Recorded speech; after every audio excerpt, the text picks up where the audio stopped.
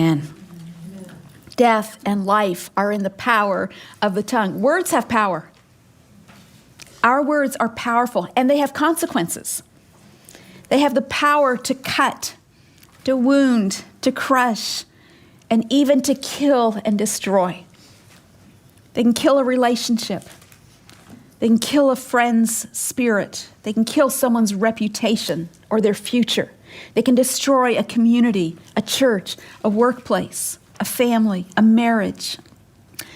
All of us at one time or another, I'm sure, have experienced the devastating effect of harmful words.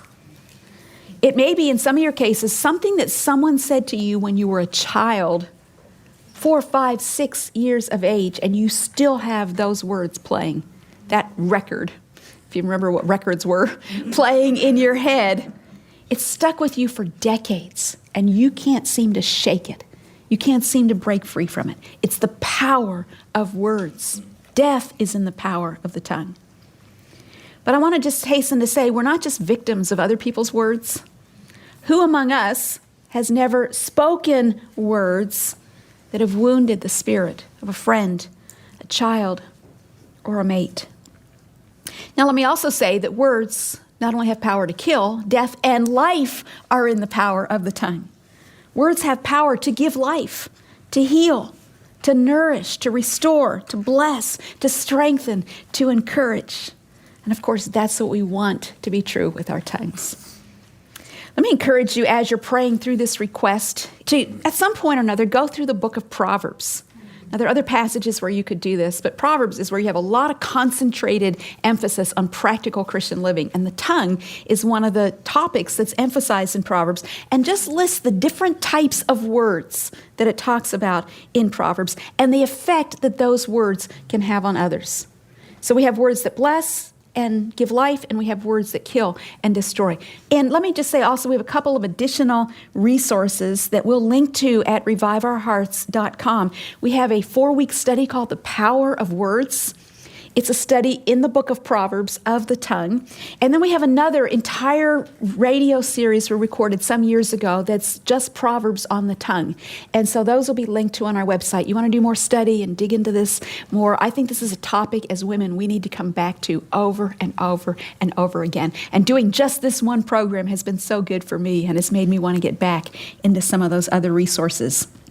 You see, I said that our words, this is a heart issue, and that's because our speech is a barometer. It reveals our hearts, our true spiritual condition. Because as Jesus said, out of the abundance of the heart, the mouth speaks. So when I say something, I'm going to go, oops, I didn't mean that. The fact is, at some level, I did mean that. Now, I may be sorry I said it. Sorry it came out, but what I'm really saying is it was in my heart, and I'm just sorry you heard what was in my heart. We don't like seeing what's in our hearts, and it comes out of the mouth. You see this connection between a wicked heart and wicked words many times in the scripture. Let me read you a few verses. Psalm 36, verse 1. Transgression speaks to the wicked deep in his heart. There's no fear of God before his eyes. Verse 3, the words of his mouth are trouble and deceit. So he's got a wicked heart, and what comes out are wicked words. Psalm 64, hide me from the secret plots of the wicked, from the throng of evildoers who whet their tongues like swords, who aim bitter words like arrows, shooting from ambush at the blameless. See, the wicked heart uses his tongue as a sword, as arrows to shoot at those they want to wound. Psalm 109, for wicked and deceitful mouths are opened against me. Speaking against me with lying tongues, they encircle me with words of hate and attack me without cause. In return for my love, they accuse me. So here the psalmist is saying, I've been the victim of malicious words, lying words, hateful words, attacking words, accusing words. And notice what the psalmist does in response here. In return for my love, they accuse me, but I give myself to prayer. To prayer. You see, godly words can overcome wicked words. Now, it doesn't always happen immediately or in the here and now, but there's the power of words to kill and to give life. A wicked heart is going to bring forth accusations, lying, hatred, cursing, murmuring, whining, complaining, gossip, discouraging words, and other kinds of words. Proverbs talks about, for example, the problem of too many words. Too many words. I think I just got a witness there.